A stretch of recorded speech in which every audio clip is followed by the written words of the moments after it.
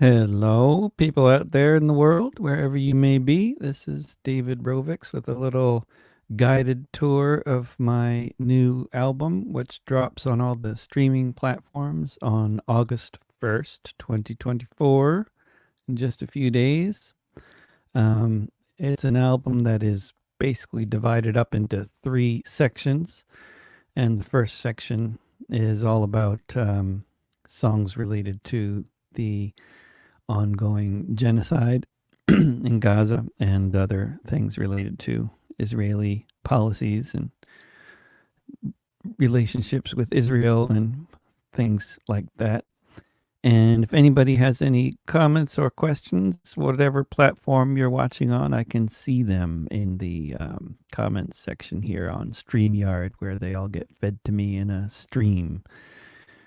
And I will just start out with the first song and then talk about that and other songs and whatever else people might want to talk about. But the first song is called The Ballot of the USS Liberty, parentheses, when Israel attacked the USA.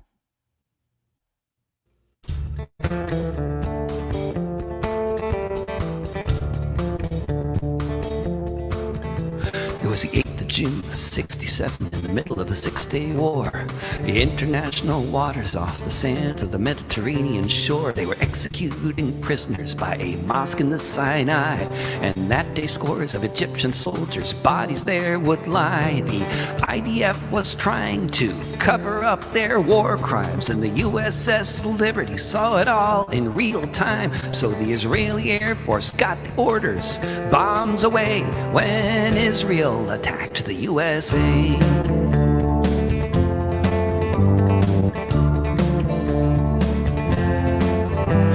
The pilot saw the American flag as he came down from the sky. He asked for confirmation and was told to let him fly. They dropped 1,000-pound bombs, and then what they do is drop napalm to burn down the ship along with the crew. After all that, the ship's still afloat, came the IDF's torpedo boats. All the survivors remember the day when Israel attacked the USA.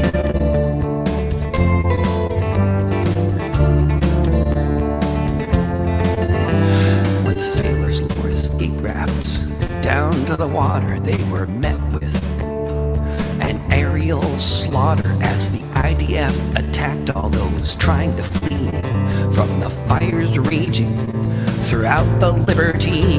A Soviet ship offered to assist as eventually the Israeli bombers would desist. Somehow the ship managed to limp into the bay when Israel attacked the USA.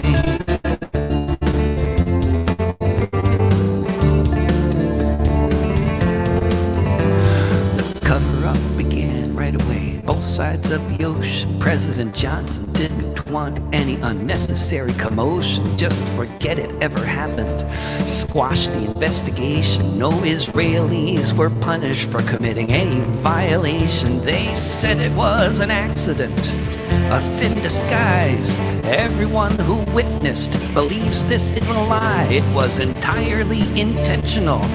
That's what they say when Israel attacked the USA.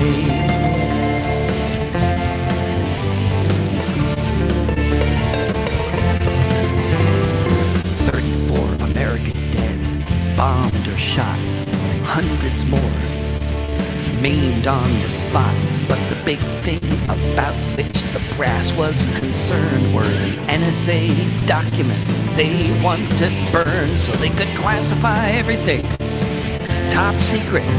Tell all the survivors, don't talk about it. But finally the truth has seen the light of day when Israel attacked the USA.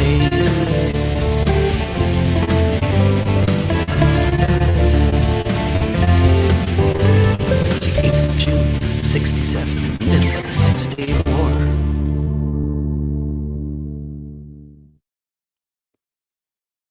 The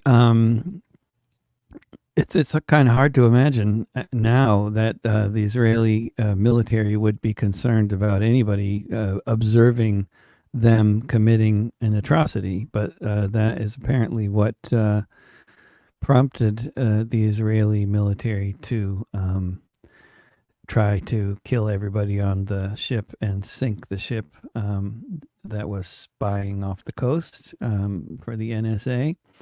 But after many different waves of attacks against the USS Liberty, involving dropping pound bombs as well as strafing with machine guns and napalm, starting fires and everything else. After hours of that, the ship was still floating, and by this time there had been high level efforts to get the Israelis to stop attacking the ship, and eventually they did, with never any significant response, militarily or otherwise, from the United States, which just tried right away to cover up the whole thing.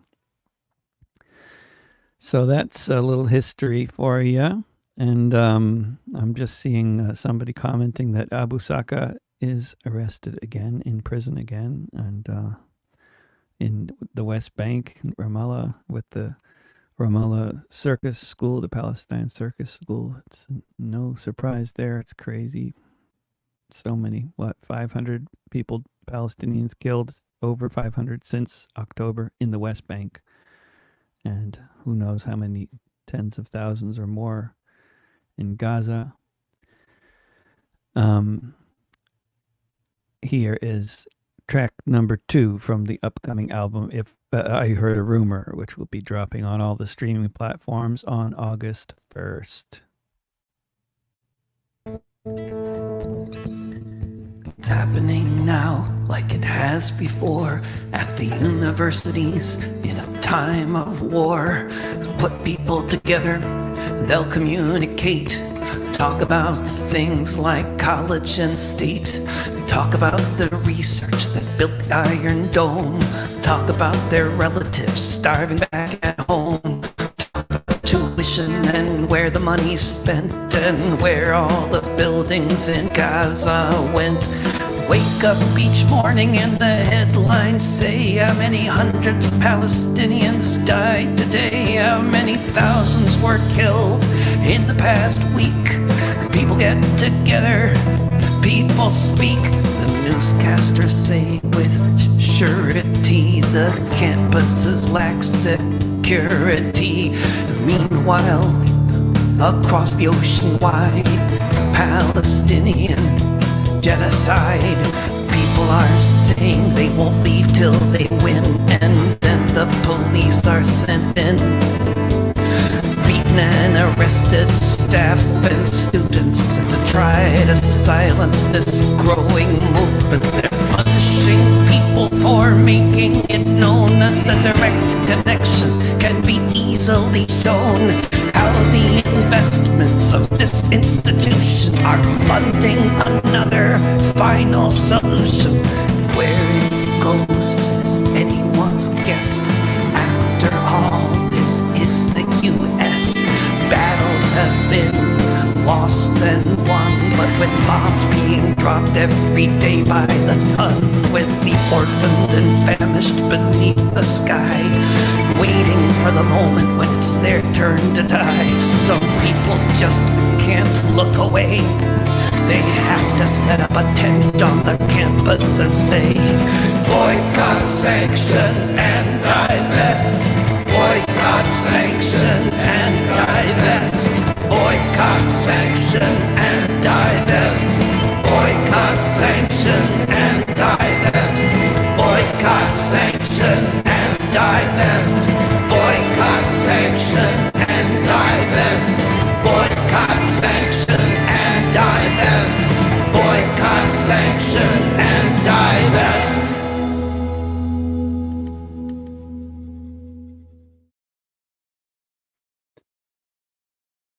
I've been recording these songs in my living room, and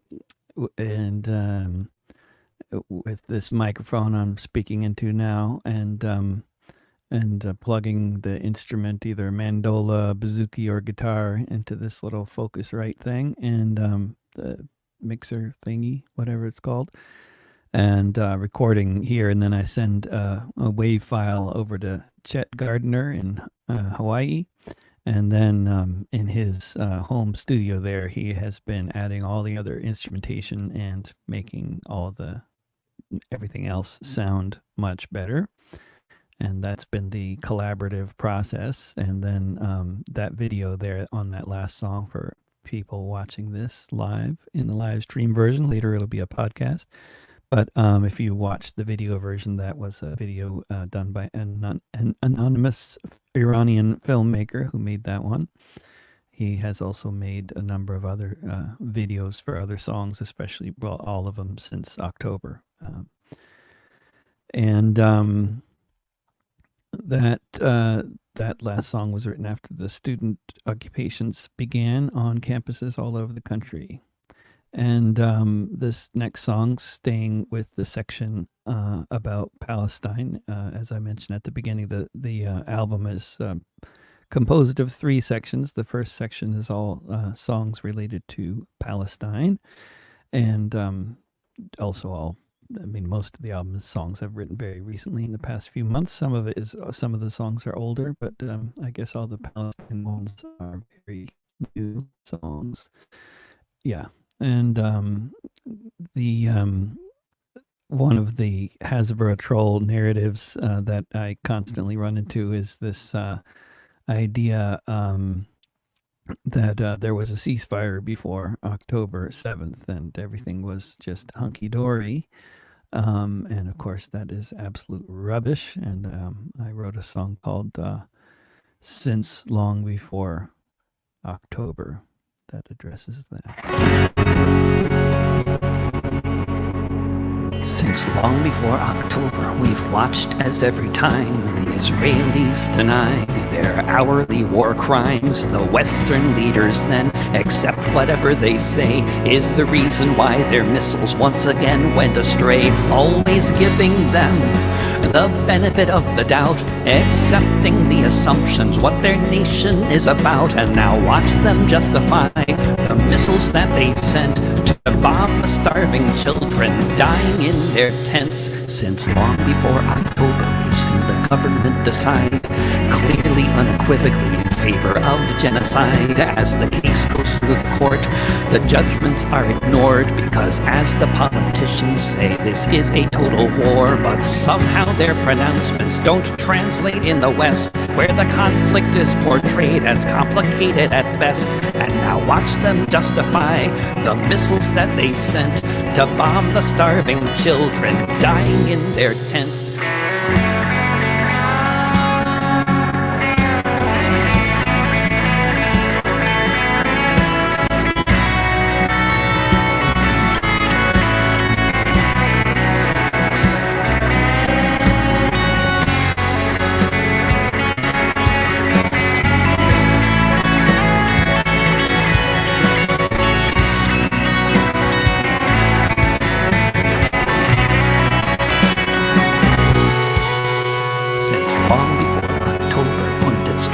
The score and maintain the upper hand in the propaganda war.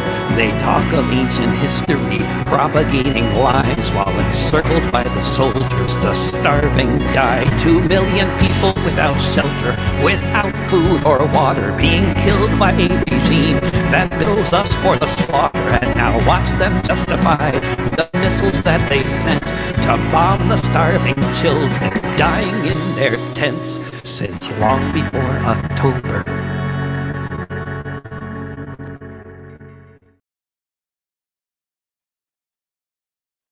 And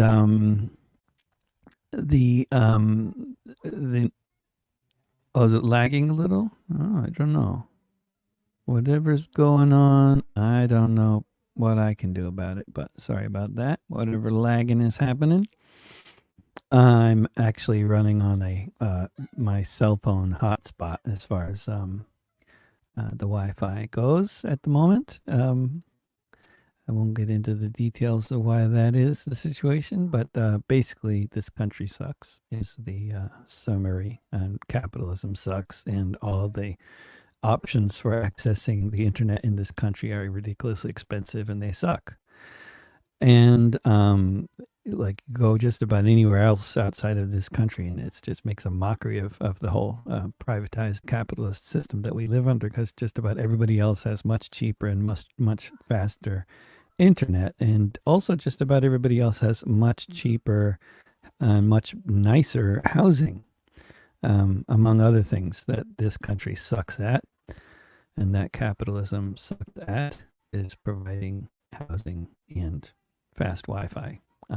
Although it's very good at inventing all sorts of new ways of sucking the wealth up off of the working class.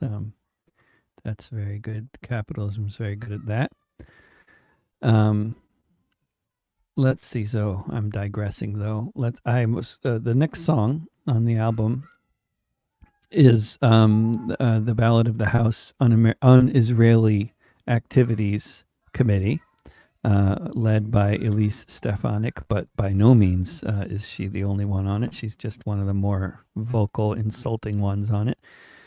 One of the more ignorant members, but there's lots of them making a show of their pro-Zionist, pro-genocide agenda, and the obvious parallels with the House Un-American Activities Committee are not lost on anybody with any knowledge of the history of the 20th century. And I wrote this song with that obvious parallel in mind. If you imagine when considering a slogan that it could have various interpretations, if you believe in understanding the other side, then you're clearly much too vulnerable. Open wide if you don't want to be grilled by the Inquisition, if you'd rather avoid such a prone position, if you run a university and act the way you ought, if you think there's a place for nuanced thought, if it's hard to boil it all down to yes or no, if you think context matters and you dare say so, you'd best be out of town when you're the one they pick to go get grilled by Elise Stefanik. You'd better toe the line or else you know what they'll do. The House Un-Israeli Activities Committee will be coming after you. If you're fond of notions like free discourse, if you think dialogue might be better than brute force, your thinking isn't nearly black and white enough, and in the halls of Congress they'll be talking tough, showing those bureaucrats who knows best, making sure who knows they could be the next guest. You'd better toe the line or else you know what they'll do. The House Un-Israeli Activities Committee will be coming after you. If you want to keep your job and your donor base, you don't want to have to come face to face, you'd better call in the police and salute your leader, Benjamin Netanyahu, the Prime Minister. Make sure they crack the heads off all those Jew haters. So says the queen of the new red baiters. You'd better toe the line or else you know what they'll do. The House Un-Israeli Activities Committee will be coming after you. The House Un-Israeli Activities Committee will be coming after you.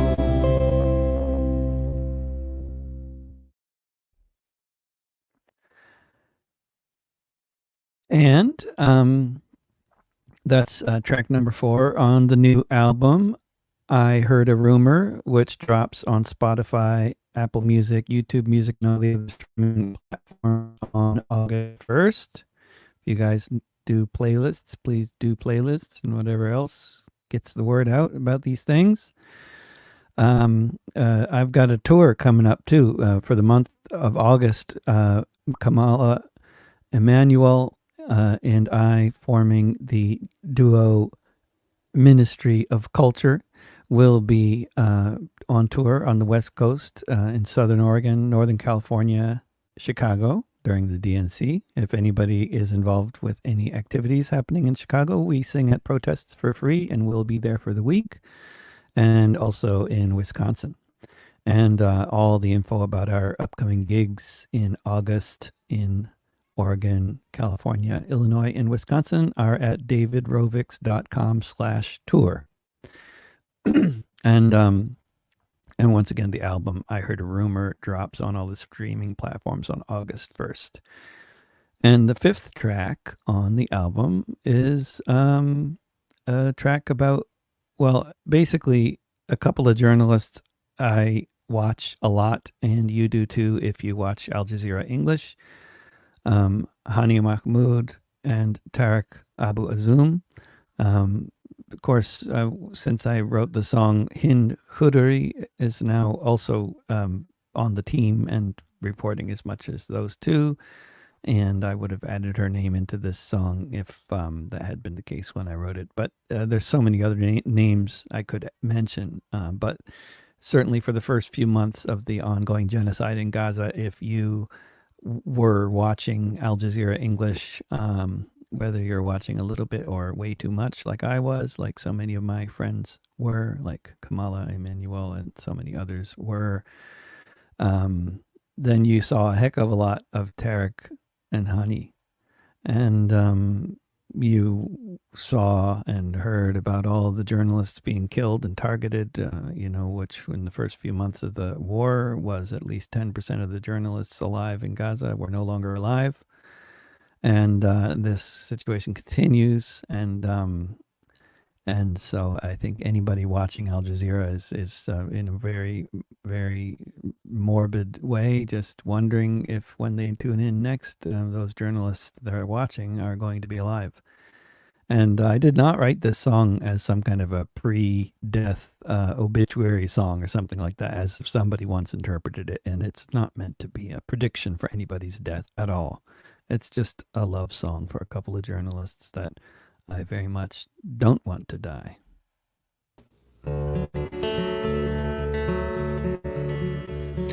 I watch Al Jazeera, I never miss a day. I hear each word the reporters on the ground in Gaza say. At the top of every hour, my mind is cued for Tariq Abu Azum and Hani Mahmoud to tell us about each building coming down from journalists who are right there on the ground. Wael al-Dahdu's family was killed in an airstrike while he was looking at the camera and holding his mic. An Israeli official openly said, "We want all of those terrorist journalists dead." And now that they've closed off every route, so nobody inside has any way out. So while they still live, I'd like to say, from here in my living room, thank you for your service, Hani Mahmoud and Tariq Abu Azum. They've banned the network in Israel, jammed their frequencies, blocking out the media that dares to disagree with those who say we don't have any journalists inside, but we don't think what's going on looks like genocide. Al Jazeera does, so the occupiers willed. The journalists reporting there in Gaza must be killed. So while they still live, I'd like to say, from here in my living room, thank you for your service, Hani Mahmoud and Tariq Abu Azum. As the tanks close in to the city center, as the world wonders when exactly they will enter. Where the network isn't banned, we can hear the blasts as we await the moment when this might be the last one that these reporters will probably stream live until the second the drone strike arrives.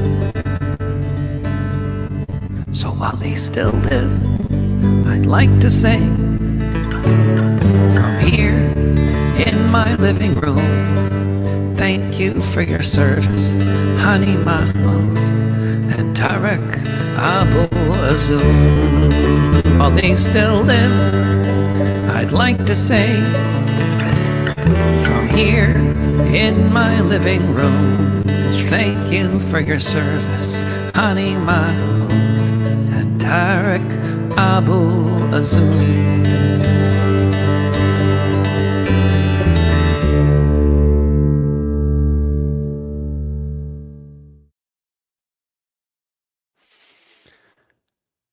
And that's where the section of the album that is about, directly at least, about Palestine ends, and the second section of the album begins, which is pretty much all about the class war, which is another of my favorite and very related subjects to write about. No, wait a sec. No, I lied. There's one more song about Palestine. Never mind. Class war is coming up. One more Palestine-related song, which is actually one about a subject especially near and dear to my heart, because it's about the bloodthirsty lawyers in England that are trying to ruin my career and the careers of many other artists and intellectuals and authors and journalists and all kinds of other people that they target for harassment and cancellation. The group in question is called UK Lawyers for Israel, and there's UK Lawyers for Israel Charitable Trust. And with the help of some wonderful lawyers in Israel, in England, who are not pro-Israel, but in fact very much pro-Palestine and pro-free speech and pro-justice and anti-genocide, these folks were involved with lodging complaints of all sorts against UK Lawyers for Israel, and I wish it were in the United States and we could sue them for a lot of money, because that'd be nice. But here is my ballad for UK Lawyers for Israel.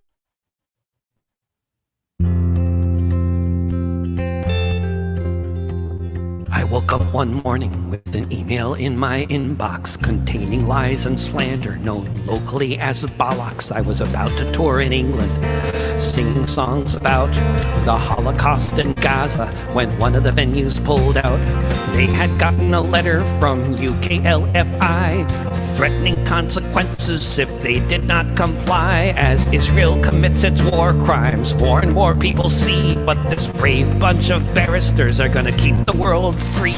The list of their accomplishments are right there in black and white. They take credit openly, right there on their website. If you get kicked off of PayPal, GoFundMe, or Facebook, they probably brag about it. Go and take a look. Anyone who calls out Israel as a fascist state, if they get any attention, they can expect to meet their fate, lose their jobs, have lies and slander spread about their name. Canceling careers, that's the name of the solicitor's game.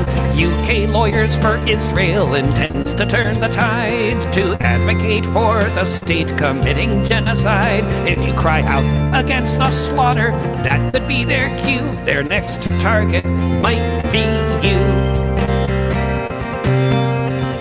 You can see it on their website. Their email list is tiny, but they can compensate in cash for what they lack in popularity, and their legal threats aren't limited just to the UK. Wherever someone supports Palestine, they've got something to say. If it's a gathering in Glasgow or a conference in Berlin, these livid lawyers will make sure that censorship will win. They've even got a charity and a troll farm too, and they don't care if you're a Christian, a Muslim, or a Jew.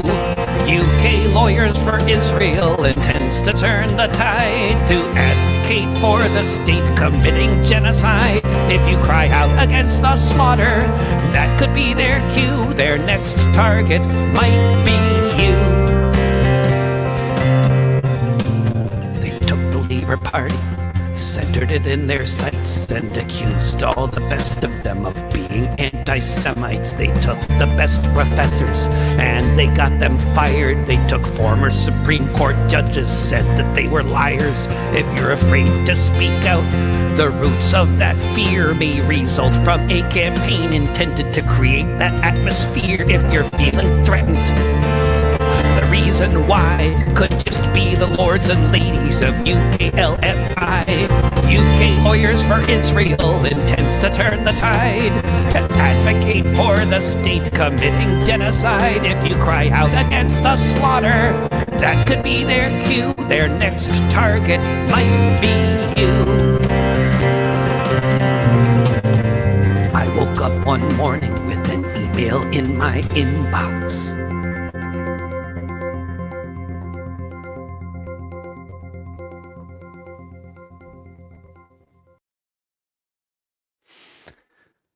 And thus concludes the first section of the album.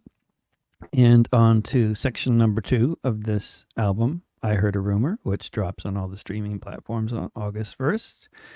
The next section of the album is basically about the class war with, I could put all the next section in that broad category with possibly one exception, I don't know. But this next song is for sure in that category, and it goes out to all my fellow renters and who are and all my fellow people who are getting more and more in credit card debt.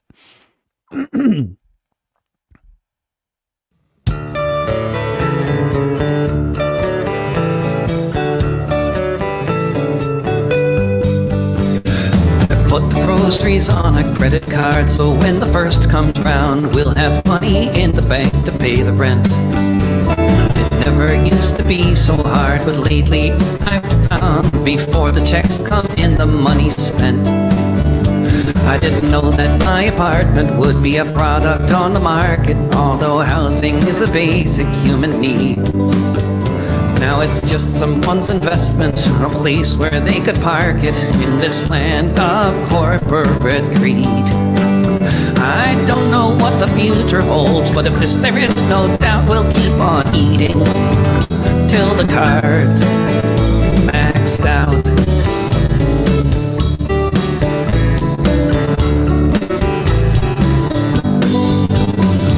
When I was young, they said the economy was booming. Back then I didn't understand. This was just a line they fed the people they were grooming for the fate they had in store to take the land. I don't know what the future holds, but of this there is no doubt we'll keep on eating till the cards maxed out.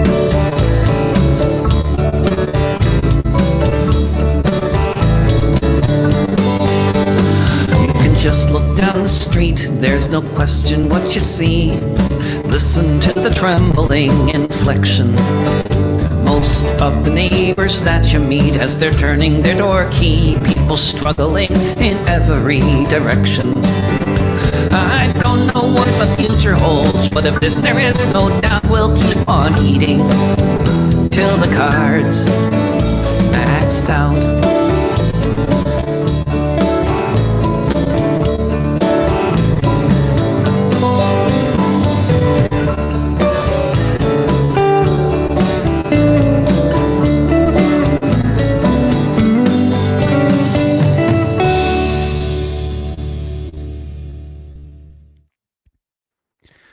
And I am I'm keeping my eye out for comments, by the way, on all the platforms, whichever one you might be watching on. StreamYard collects them all together for me to see in one stream of commentary. And so I can see, whether you're on Facebook, YouTube, Twitch, or X, I can see your comments. And I won't repeat them for everybody if you're just saying hello from somewhere, but I'll, if anybody has any questions or anything like that, of course, I will happily uh, come up with some kind of response to them.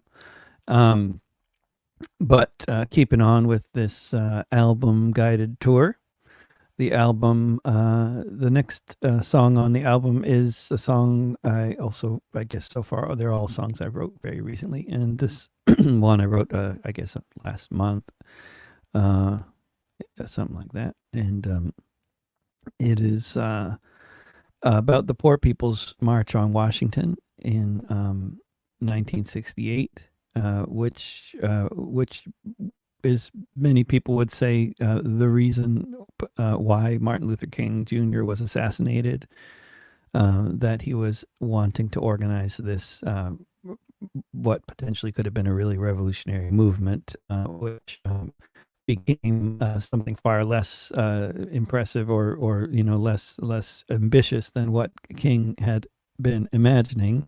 It's impressive that anything happened actually after he was assassinated, that the people kept up with this plan, even though he had been the main kind of leader of this whole initiative. But it's quite a story, I think. And I wrote a song about it, and let's see where it is. Is that it? No, that's not it. It's right here. Is that it? Yeah. Was the end of 67 when the meeting began, where MLK and friends began to make a plan to try to build on all the victories they'd won. He said, now it's the era of human rights begun.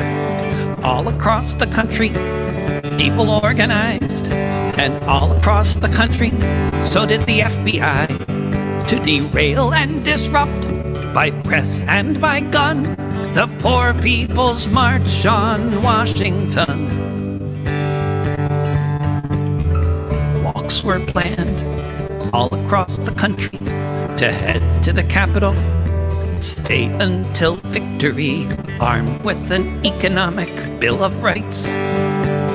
Indians, Chicanos, blacks and whites, together in a struggle for a guaranteed income, for housing, for jobs. They came from California, Alabama, everywhere beneath the sun, for the Poor People's March on Washington. On Mother's Day, 1968, they'd set up camp to challenge the United States to live up to its convictions. Prosperity for all, the plan was not to leave until they saw injustice fall. To destroy this movement, the state did its very best, as the historical record abundantly attests. But what lengths they would go to make sure that they won against the Poor People's March on Washington. Whether it's related or whether it was not, on April 4th, 68, MLK was shot. What the future might have held if he'd lived to go, unfortunately this world will never know. Resurrection City was built on Mother's Day. A month later, mass arrested and taken away. That's what happened, it's all true. However else it's spun, it was the Poor People's March on Washington. It was the end of 67 when the meeting began, where MLK and friends began to make a plan.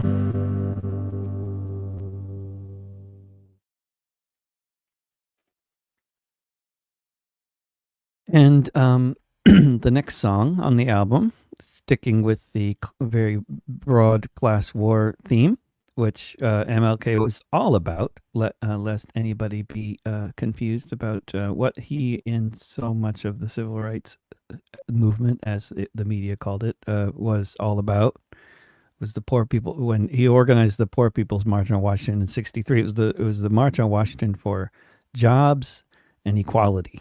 That was the and later the Poor People's March on Washington, where it was explicitly an intersectional, ecumenical, inclusive thing. And but the next song is, I think, about a subject that's more relevant now than it's been for generations, which is the idea of whose world is this, whose land is this, who owns, who are the owners, who are the renters, how did this completely unequal feudal situation get set up, and how has it gotten maintained for so many centuries? How is it that half of us are renters and half of us are in some form or another owners, and most of us are in debt regardless? How did we get here?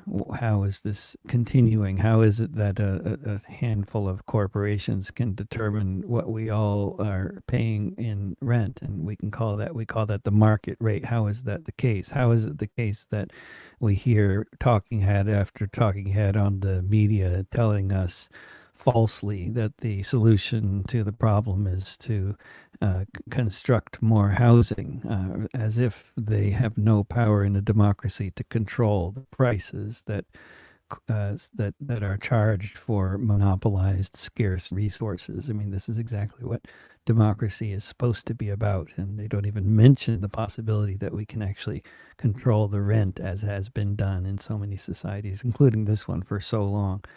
So this next song is called Rent Strike, and it's about something that needs to happen. And if you're in the Portland area and you like this song, then go to abolishevictions.org and sign up for Portland Emergency Eviction Responses Text Mob. Let's get going.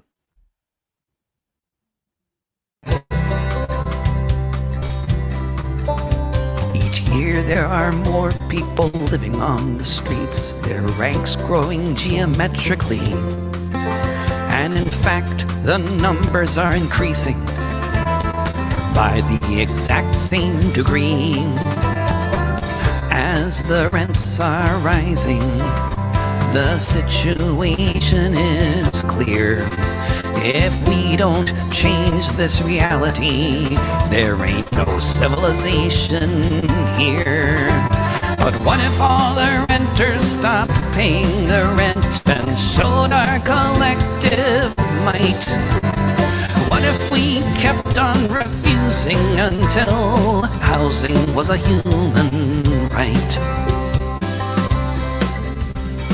Each year things get grimmer, feels more like the sting of defeat. More and more people working 2 or 3 jobs who still can't make ends meet. What if we all said to our neighbors, here's what we will do. If the authorities come to evict anyone, we'll all come and stand with you. What if all the renters stopped paying the rent and showed our collective might? What if we kept on refusing until housing was a human right? Each year is more dystopic, beyond what anyone can stand. But there was a time in this country when evictions were banned, when the Union of the Unemployed organized, and then they passed rent control 90 years ago. We can make them do it again. What if all the renters stopped paying the rent and showed our collective might? What if we kept on refusing until housing was a human right? What if all the renters stopped paying the rent and showed our collective might? What if we kept on refusing until housing was a human right? Till housing was a human right. Somebody Comments from New York City. We know all about it, as you most certainly do. New York is really ground zero for all this, for investment properties and landlords like Jared Kushner and BlackRock and all these horrible companies based out of there. And New York has some of the highest, I believe, the highest rent in the country. And of course, it has this amazing history of rent control and struggles to keep the rent down. The rent strike wars in upstate New York in the 1840s, and the movement for rent control in the early 20th century, and again the squatting movement in the latter half of the 20th century in the Lower East Side and Bronx and Brooklyn and everywhere, that was understood broadly to be a important part of the struggle against gentrification and rising rents. But, of course, the capitalists have a lot of power and influence, and they kept on getting new laws passed. Only rent control only applies if you live in a building that was built before 1947 in New York City. And so any landlord of an old building is trying to let it go to hell so that they can have an excuse to destroy it and build something else. That's the way it is. Capitalism sucks. And we need to control the rent.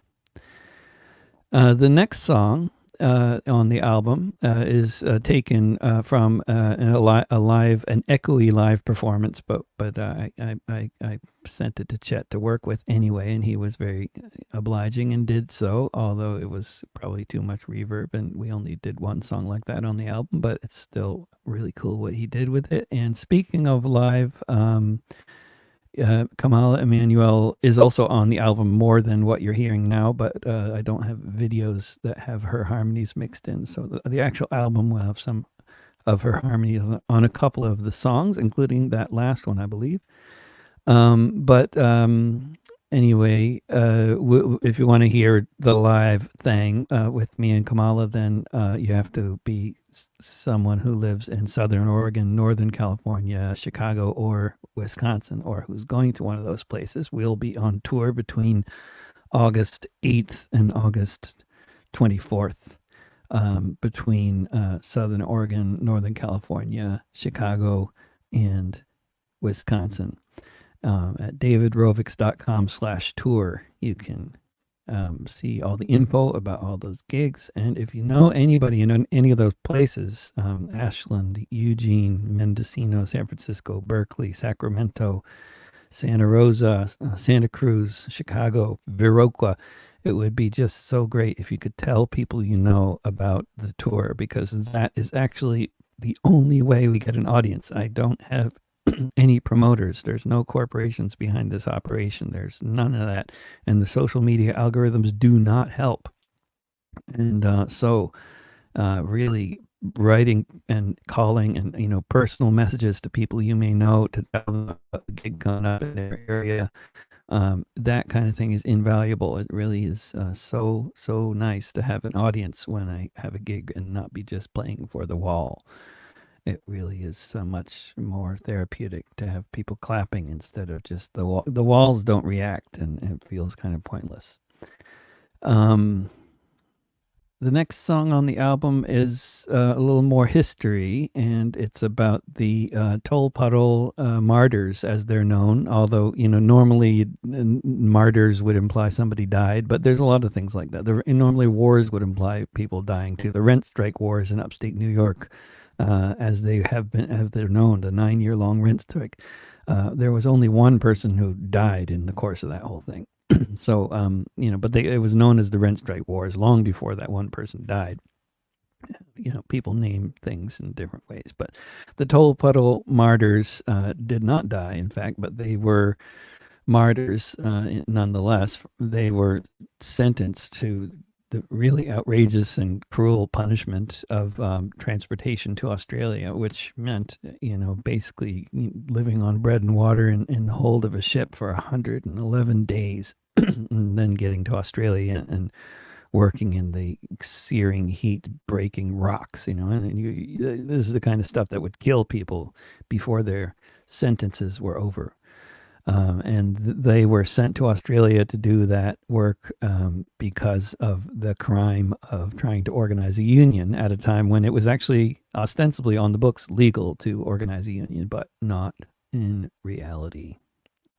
Toll Puddle Festival in Dorset last weekend, which was a wonderful time. Bit warm, bit lacking in shade, but not like splitting rocks in Australia.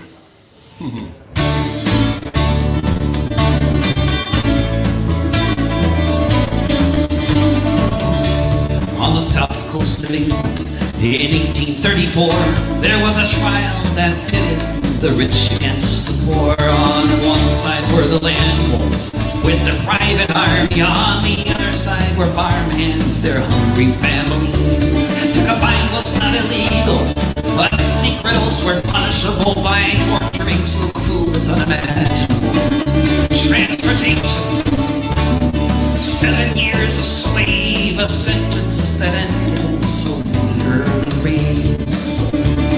From the south coast of England in 1834, to imagine the privations of the trip that lane store. 111 days locked up in the hold, fed on bread and water as the southern ocean rolled. And splitting rocks in Sydney beneath the blazing sun, finding out the hard way just how the West was won. All because they dared to try to stand up for their lives, to form a union, feed their children and survive.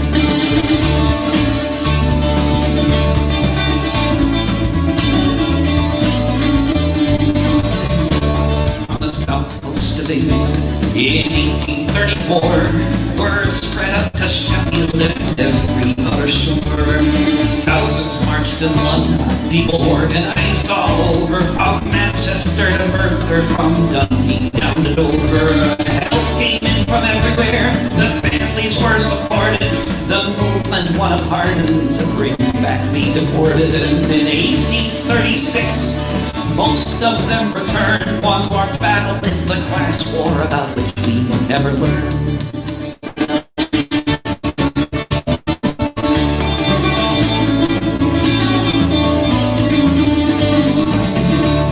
On the south coast of England.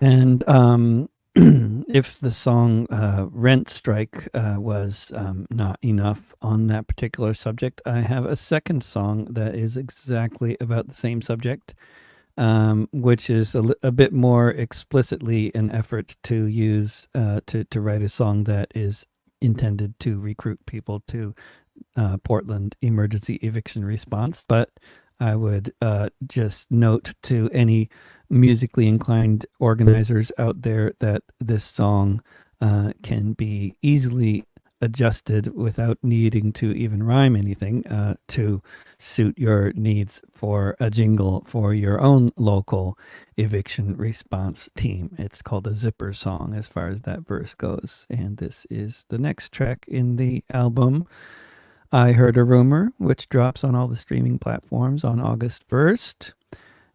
This is Join the Mob.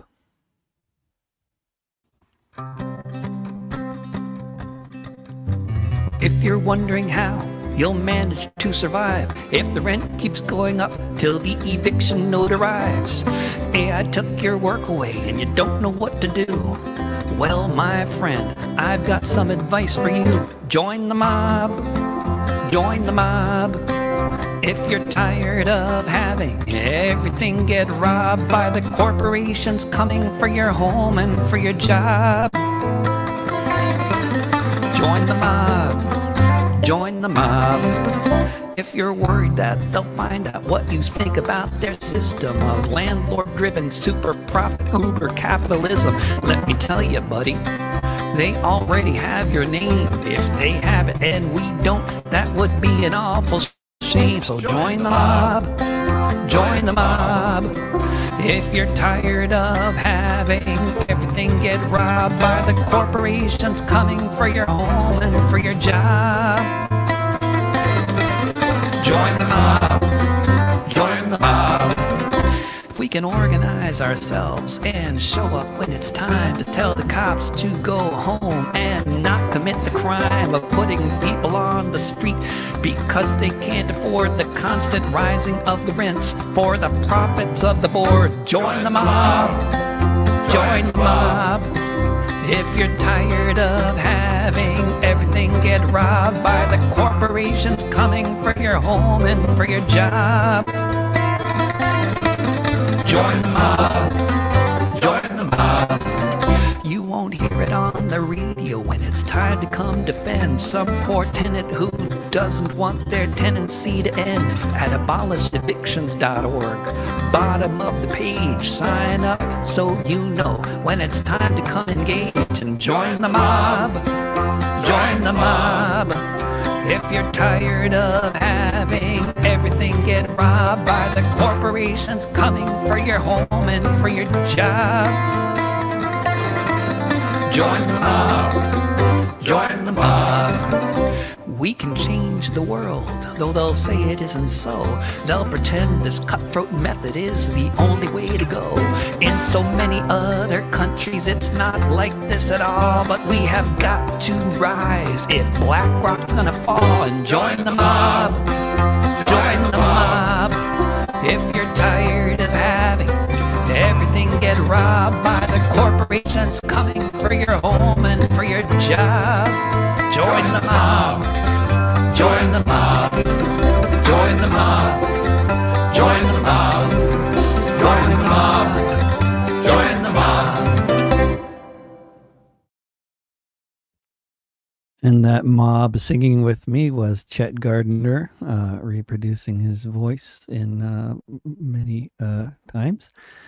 And on this next song, it's Kamala Emanuel singing with me, and this is one of the ones I do have us both singing on the video. There'll be there's a live album out now on Bandcamp, Ministry of Culture Live at Eco-Socialism 2024, which will be dropping on the streaming platforms on September 1st, and it features a live show from just a few weeks ago in Perth, in Western Australia, with me and Kamala singing, very nicely recorded and enhanced by Chet Gardner in Hawaii, and who is, as I mentioned before, the guy playing all these other instruments that are not the ones you're seeing me playing. And I'm obviously using a virtual background right now, which I think is fun, even though it looks totally warped and weird and reminds me of the 80s and Max Headroom on MTV, which was fun to watch just for looking at that weird guy's face, but I don't know. So the next song on the album, I Heard a Rumor, which drops on streaming platforms on August 1st, which I'm probably saying too often, is a song. Let's see, what is the next song on the album? I think is that the one? No, this is not the one that she's singing with me on. That was false advertising. That's coming up. That's the song after this one.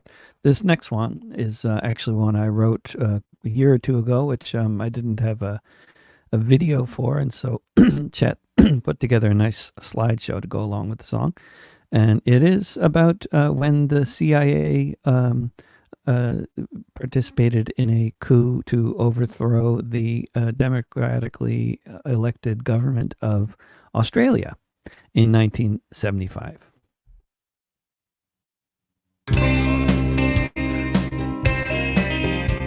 Gough Whitlam was elected in 1972. By the time his prime ministership was through, the people of Australia got health care, higher education everywhere. Australian troops were taken out of Vietnam.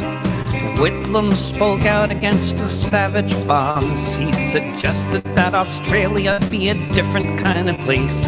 He talked about shutting down the spy base. No one could forget who was alive those days in 1975. He got Nixon's attention then, and his coup-plotting CIA men. The same people they set loose on Indonesia were assigned to work in Whitlam's Australia, sending in agents and not saying who. Through different methods the Prime Minister knew, and the chief one colluding with the CIA plot held the Governor General's spot.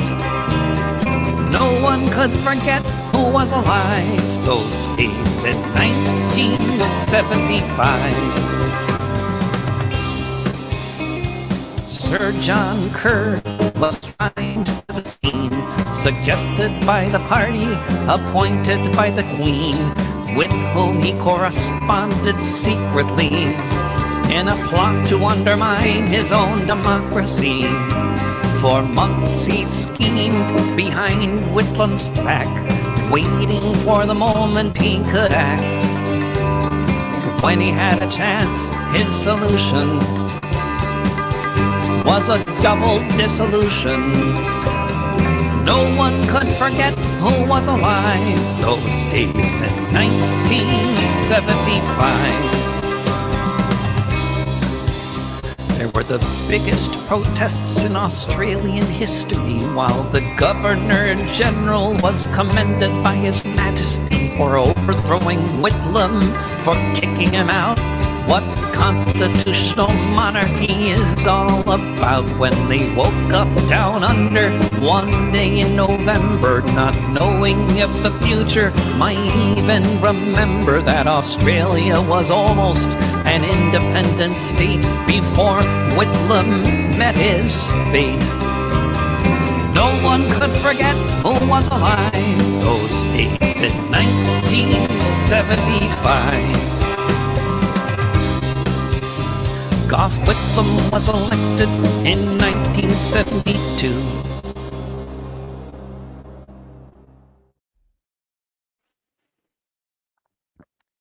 And and then the next song was actually we recorded with Kamala's microphone in just for two voices and and a guitar, and sent that to Chet for him to try to work with, which he worked with really well. It's a song called "The Murdered and the Missing," song for Chelsea Poorman, and I wrote the song in Australia earlier or last month because I got some messages from a friend in Canada, Crow, who was talking about this particular case, one of so many thousands of cases. And I just did some reading and watching on YouTube about it, and I wrote this song.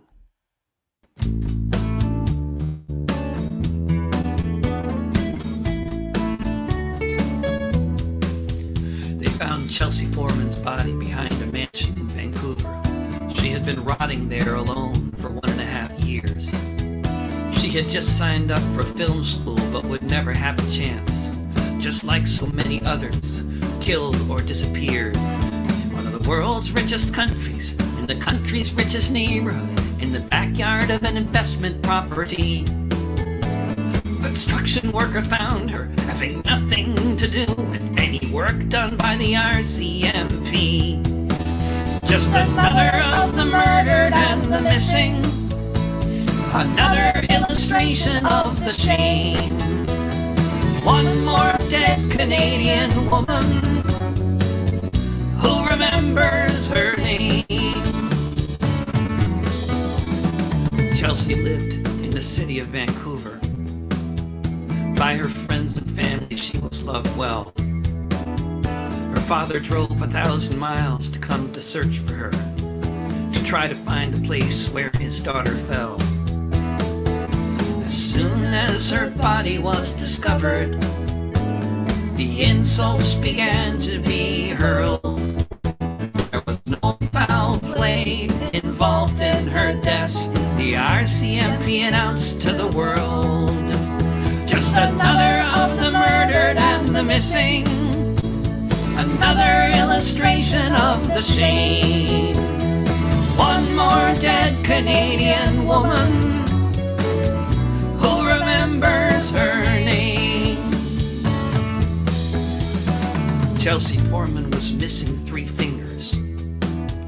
She had somehow lost a chunk of her head.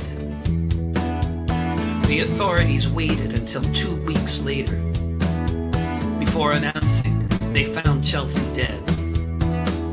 They said, sorry, the case is closed now, with no investigation to show. They said, what happened to this young woman, we'll probably never know. Just another of the murdered and the missing, another illustration of the shame. One more dead Canadian woman. Who remembers her name? Chelsea Portman's body was found behind the mansion her father had to break into it to find. She had left a variety of her belongings, and they were still sitting in the house left behind. We may not know what happened to her yet, but someone important has something to hide. There's one thing here that is certain: the cops are corrupt and they lied. Just another of the murdered and the missing, another illustration of the shame. One more dead Canadian woman. Who remembers her name? Just another of the murdered and the missing, another illustration of the shame. One more dead Indigenous woman. Who remembers her name? Who remembers her name? Who remembers her name?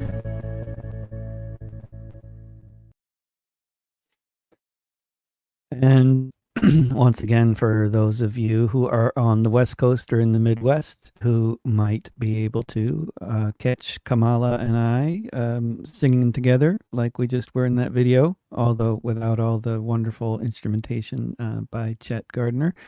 But you can catch the two of us traveling with a guitar and playing those songs around Southern Oregon, Northern California, Chicago, and Wisconsin in August. And davidrovics.com/tour, you'll find all the info about that tour.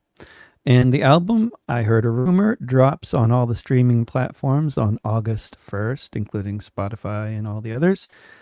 And the next section of this 3-section album is the section that is basically related to the title track, which is basically songs related to what this wonderful author, what's her name, Renee, we just read this book, audiobook, Kamala and I, while driving through Australia. We read a wonderful book called Invisible Rulers, which is you can find on audiobook as well as printed and ebook and all that. And it is a fascinating and detailed accounting of methods of divide and rule through algorithm and trolling, and talking about just how the mechanisms work, and that the author refers to as the collision of the rumor mill and the propaganda machine. And my songs relate to that phenomenon as well. And this one is one of them. I Heard a Rumor.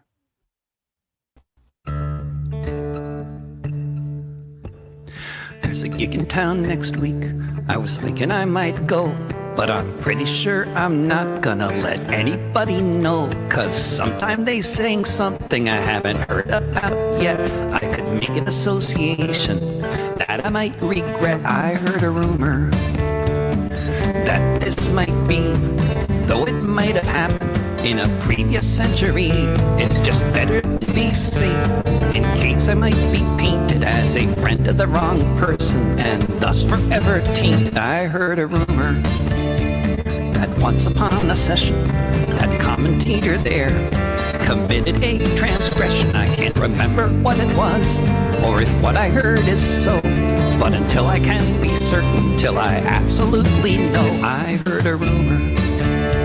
She made a joke on stage, we can't turn the other cheek, and we can never turn the page. She goes to the wrong church, she said the wrong thing. Gotta throw her records out, not listen to her sing. I heard a rumor.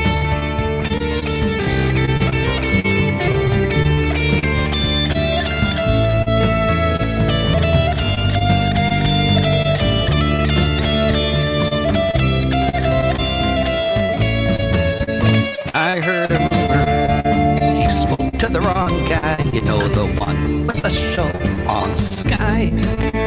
Now they say he's right adjacent to take such interviews. Speak to the wrong channel, then that becomes the news. I heard a rumor. He had too much to drink. Ask some nosy questions. Now what will people think?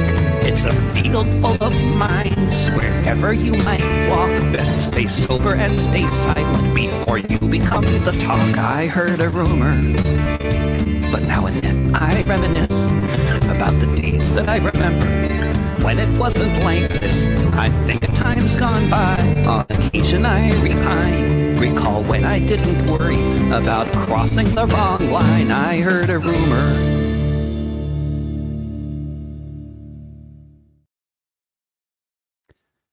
And that song is obviously as much about the mentality of cancellation campaigning as about anything else.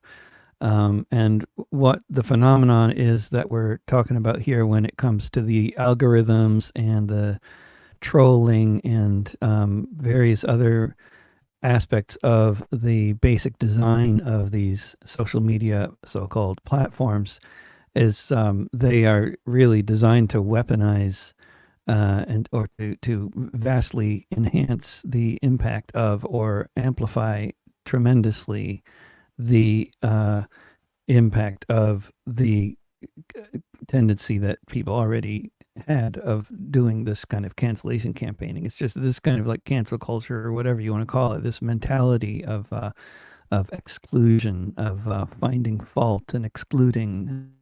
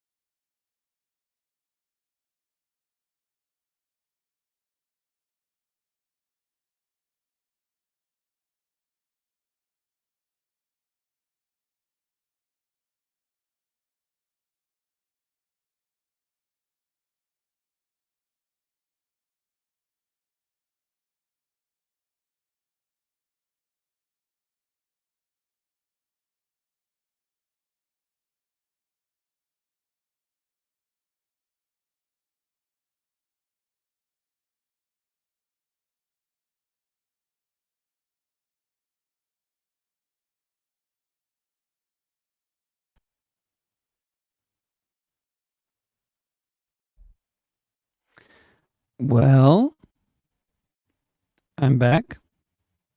And of course, we lost the vast majority of our live viewers due to whatever technical thing happened that made the internet stop working on my phone. And I restarted my phone, and now everything seems to be working again.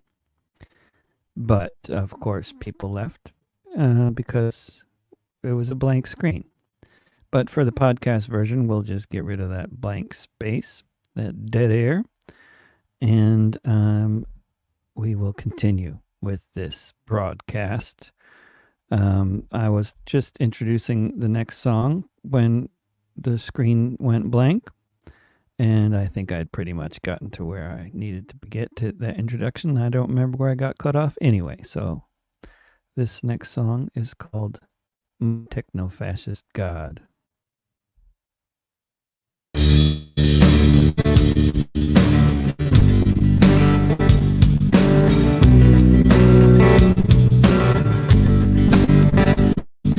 Sitting at my screen, it occurred to me one day, it's been years since I heard what those people used to say when the algorithms favored them and their form of opposition to the system. Now it's those that occupy my feed, and so they are what I write about, and this is what I read. When was it that I handed the control over my brain to billionaires with everything to gain? With a phone in my pocket, sheared and shot, all from inside my pod, I learned who should get the rhapsody and who should get the rod from my techno-fascist god.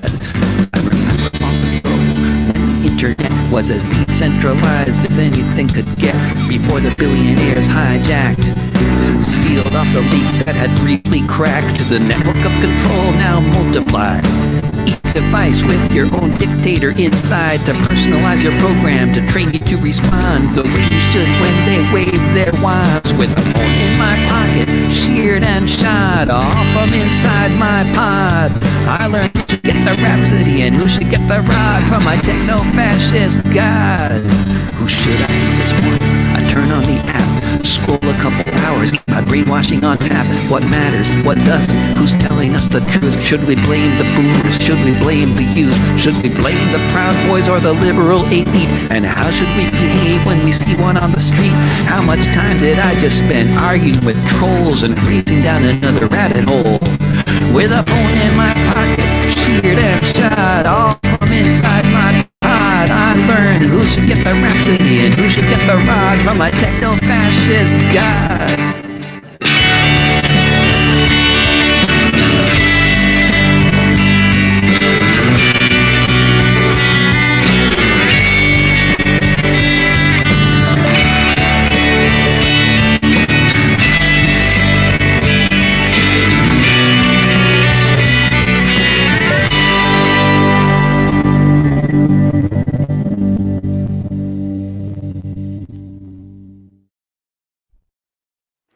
Wow, everybody came back. That's remarkable. Good to see all up back, even though it's just a number on my screen. It's still very therapeutic somehow. That was Techno-Fascist God, and the next one is completely staying on the same subject of divide and rule and algorithms and techno-fascism and the rumor mill and the collision of the rumor mill and the propaganda machine, as that author of Invisible Rulers so brilliantly sums up. This is Divide and Rule. And I'll just say before playing the song that occasionally people misunderstand my intentions here in this song, and I don't know how often really, but the point is not to diminish in any way the importance of any of the issues in the song that I'm singing about. And for that matter, that same thing applies to other songs like I'm a Better Anarchist Than You.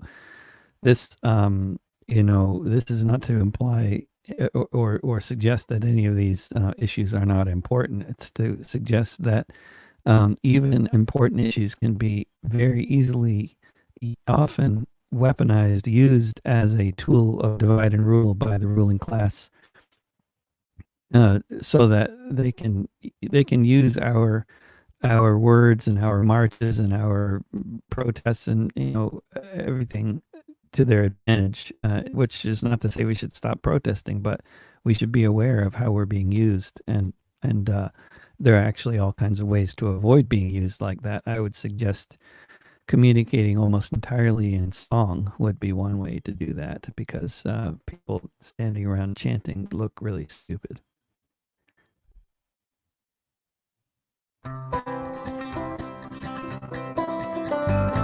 What's more important?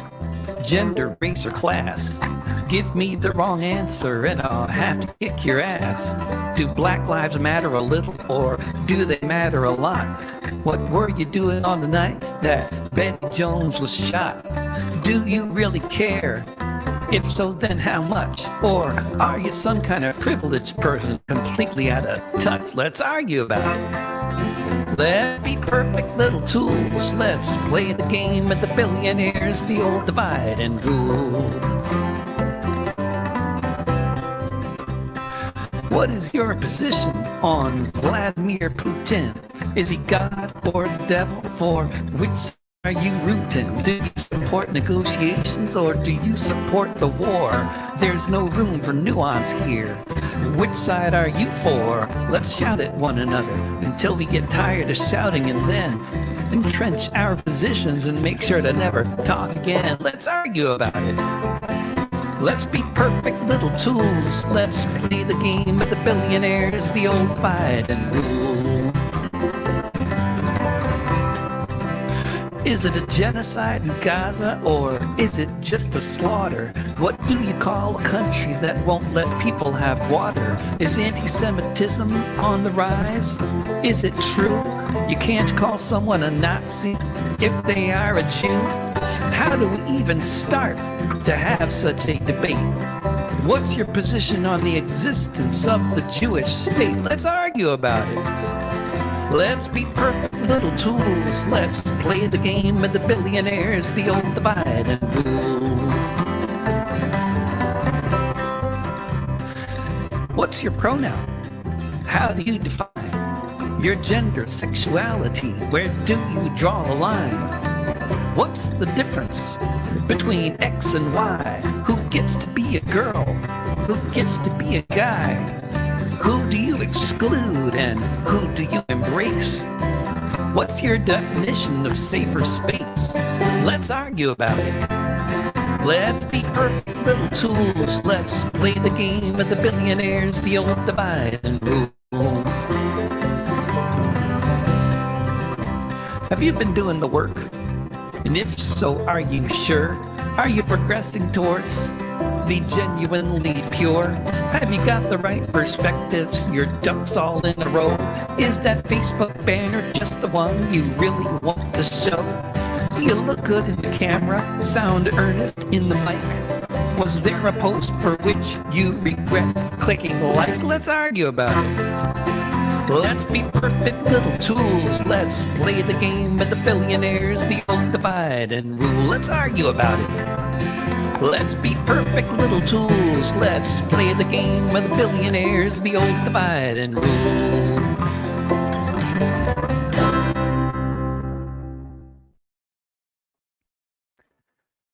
And me wearing that Fifth Estate t-shirt in the video reminds me that the Fifth Estate Summer Edition is out now in print, and you can get yours at fifthestate.org if you like. And the end of the magazine features a review of my latest album before this one coming up on August 1st, Bearing Witness. And it also reviews a book that my collaborator, criminal co-conspirator Mike Crenshaw also contributed to on the next page of the Fifth Estate. And there's lots of other great stuff in there as well, which I haven't read yet. I just got home from Australia a few days ago, still recovering from jet lag. The children have been sleeping all day and staying up all night. And actually, Utah, my 8-year-old, was asked when he said he had jet lag, and he was asked, "What's jet lag?" He said, "That's when you stay up all night and sleep all day," which is pretty well, that's an accurate description, at least for his case. And the next couple of songs on the album, which drops on all the streaming platforms on August 1st. The next two songs on the album are about my own particular experiences getting targeted by the collision of the rumor mill and the propaganda machine, or by the troll farms, by the algorithmically enhanced idiocy that is Twitter/X and other platforms. I've been targeted by the Hasbara trolls on a much more widespread basis, so much so that it's really kind of comical. But the trolling that has probably had more of an impact in terms of the people out there, particularly among certain crowds of young folks in the United States specifically, who are prone to believe anything they read on social media, or prone to fear the possibility of associating with the wrong people that they hear about on social media, because we've all been raised to be living in fear of cancellation campaigning, whether we even are, even though many of us are too afraid of it to even talk about it as existing, which is quite something. The people that say cancel culture don't exist, they're the ones who are either participating in the cancellation campaigning, or they're so afraid of getting targeted that they can't even admit that this phenomenon, which is so dominating their lives in so many ways, even exists. But this song I wrote actually long before Elon Musk bought Twitter, and so therefore it is called the Twitter troll jig, not the X troll jig or whatever I would have called it later. But I wrote the song and recorded it, I guess maybe 3 years ago now, and it was one of the older songs, so one of the few older songs that was that were selected to appear on this album, and reinvigorated by Chet Gardner's brilliant work in the studio in Hawaii. Here's Twitter Troll Jig.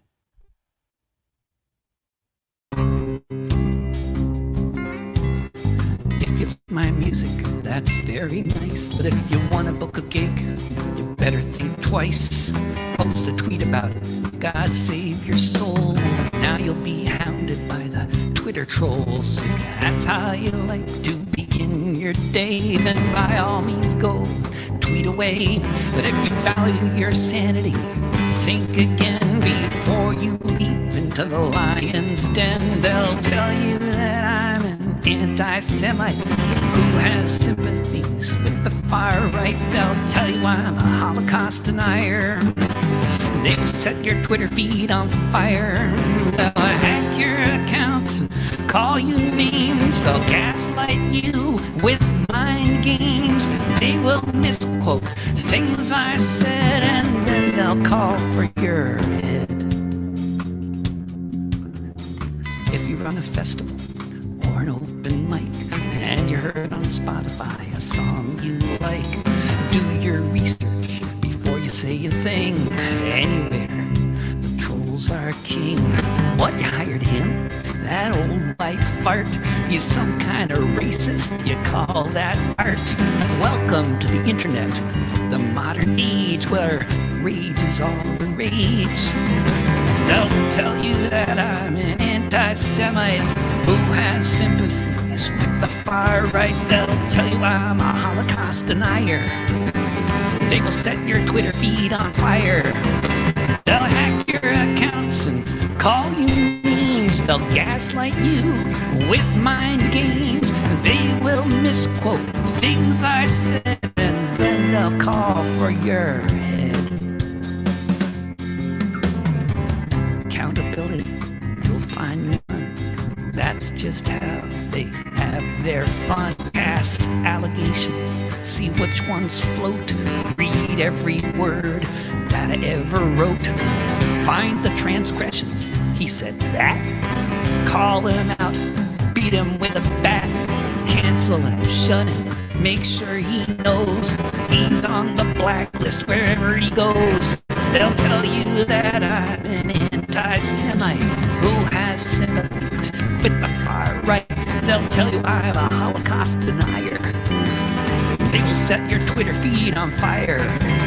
They'll hack your accounts and call you names. They'll gaslight you with mind games. They will misquote things I said, and then they'll call for your head. If you like my music, that's very nice. It's all true.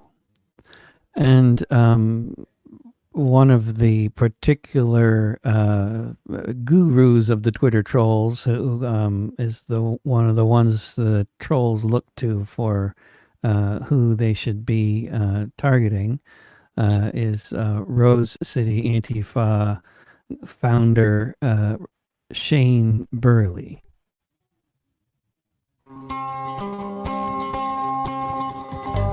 He writes books about fascists, sees fascists beneath every rock. If you have a different perspective than his, he'll announce you're full of schlock. He thinks left anti-Semites are everywhere. He doesn't care if you're a Jew. If you don't see things his way, then he'll try to cancel you. He's the cancel culture commander. To be a guru is his aim. The lying leader of the Twitter trolls, Shane Burley is his name. He is a proud anti-fascist. At least that's what he likes to say. So he attacks anti-fascists on Twitter. That's his anti-fascist way. His favorite targets, other leftists who don't see everything like him. He's the proud progenitor of modern Puritanism. He's the cancel culture commander. To be a guru is his aim. The lying leader of the Twitter trolls, Shane Burley is his name.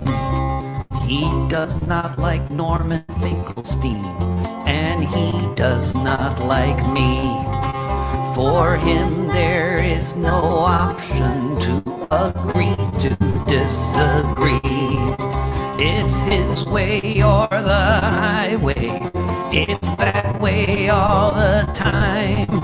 And from lies and innuendo, he'll punish your thought crimes. He's the cancel culture commander. To be a guru is his aim. The lying leader of the Twitter trolls, Shane Burley is his name. He's the cancel culture commander. To be a guru is his aim. The lying leader of the Twitter trolls, Shane Burley is his name.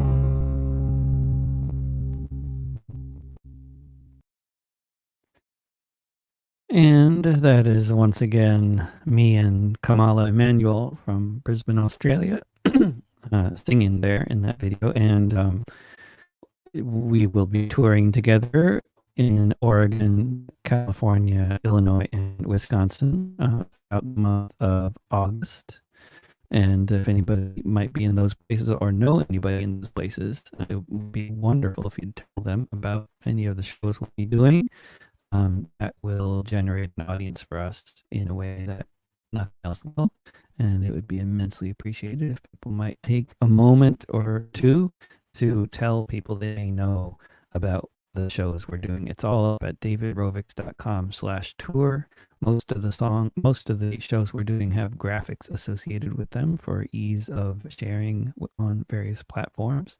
We'll be playing in Eugene, in Ashland in Oregon, and in California, and an outdoor free show in a park in Mendocino, in the beautiful town of Mendocino. Also, the show in the park in Ashland is a free show in a park with bands and stuff. Then we're playing a wonderful backyard concert in the beautiful backyard in Santa Rosa, and we'll be playing it at Food Not Bombs founder Keith McHenry's local pub in Santa Cruz, and across from the Redstone building in San Francisco at the new location of the Living Wage campaign. We'll be playing there at Berkeley at the Art House Gallery and Cultural Center, wonderful place on Shattuck Avenue, and then at a new pub called Maddie's in Sacramento, a rare gig in Sacramento, and then we'll be soon thereafter, after playing at the Green Party National Convention online and the Veterans for Peace National Convention online, we'll be flying to Chicago, where we'll be playing the People's Fest on the 18th of August in Chicago at the DNC protests. And then there are the DNC protests just after that, which I don't know if anybody's playing music at them. I don't know who's organizing them. I don't know who to talk to, but if anybody out there does, apparently the theme is Palestine. We've got a hell of a lot of material on that particular theme, and we'd love to sing at those protests if anybody happens to know anybody who's involved with organizing any of that.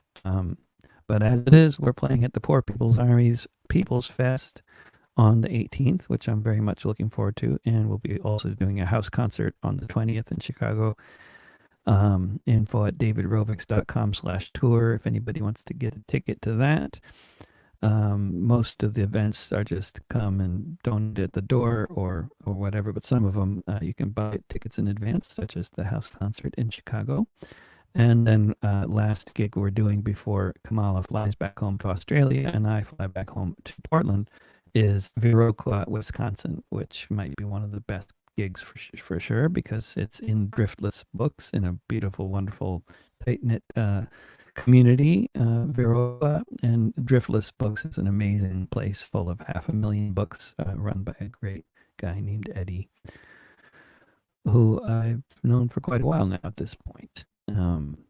Mutual friend of Brad Wills, Eddie. Brad grew up in Wisconsin as well.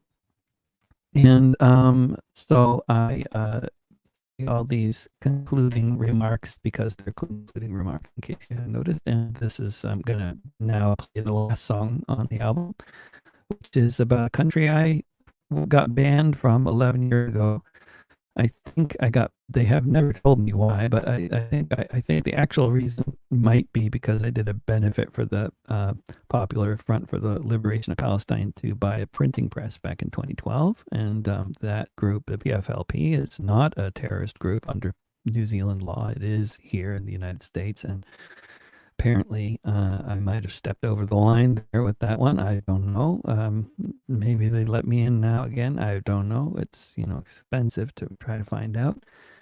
But I miss Aotearoa very much for a lot of different reasons. It's a beautiful place. I have a wonderful bunch of friends and fans there, and I have enjoyed very much the times I've spent there, and it really sucks not to be able to go back, but I haven't been there since 2013. And during the pandemic, I was especially missing Aotearoa because they didn't get the pandemic. And that seemed like a very nice place to have maybe accidentally got stuck or something, which I, didn't. But I was fantasizing about the place, and I wrote this song, which I wrote several years ago, but it's one of the others, along with the last two, that are somewhat older songs that are on this album. And this is the one song that also doesn't fall into any of the three categories that the album is otherwise about. But I tacked it on at the end because I like the song. And Chet did a beautiful thing with it in the studio there in Hawaii. And once again, these have been tracks from my new album, I Heard a Rumor, which drops on all the streaming platforms on August 1st and is already on Bandcamp for anybody wanting to stream or download or, check out the bonus items or any of that. There's also 2 new live albums out on Bandcamp. One with Kamala in Australia, recently recorded, called Live at Eco-Socialism 2024, and another live album that involves me and Kamala and Chet and Lorna McKinnon from Glasgow and a wonderful drummer named Steve, which is called Live on the Big Island. And that'll also drop on the streaming platforms in mid-September. But I Heard a Rumor drops on August 1st, and any help getting the word out is much appreciated. And here is the last track on the album. And thanks for listening, everybody. It has been a pleasure. And hope to see you on the road and in the streets. It's so strange to be so bored, so angry, and so anxious, all at the same time. Situation untenable. Whether you want to call it tragedy or crime, the past seems so distant, so foreign, and so very long ago. Just as distant as the future, which seems so impossible to know. It's so strange how fast the days go by, each one harder than the last. So bizarre to look around and see nothing that remotely resembles the past. Then I glance at the TV, see the places where the virus met defeat. People all breathing out in the open, together in the street. And I wish I were in Aotearoa, in Wellington, walking in the rain, or on the shores of Motueka, or somewhere this contagion was contained. It's so strange to try to make sense of all the different lives that people lead. So many children who go to bed hungry, in such desperate need. So many others just wishing they could open the door and crawl out from their hole. Get back to the lives they once had that the lockdown stole. And I wish I were in Aotearoa, in Wellington, walking in the rain, or on the shores of Motueka, or somewhere this contagion was contained. It's so strange to be looking at the flames as they're moving ever closer to the city, to see the roadways clogged with cars full of escaping refugees. So many people just trying to pass the time as they're waiting for their cue to be burned or flooded or evicted or intubated, wondering what to do. And I wish I were in Aotearoa, in Wellington, walking in the rain, or on the shores of Motueka, or somewhere this contagion was contained. It's so strange to be so bored, so angry, and so anxious, all at the same time.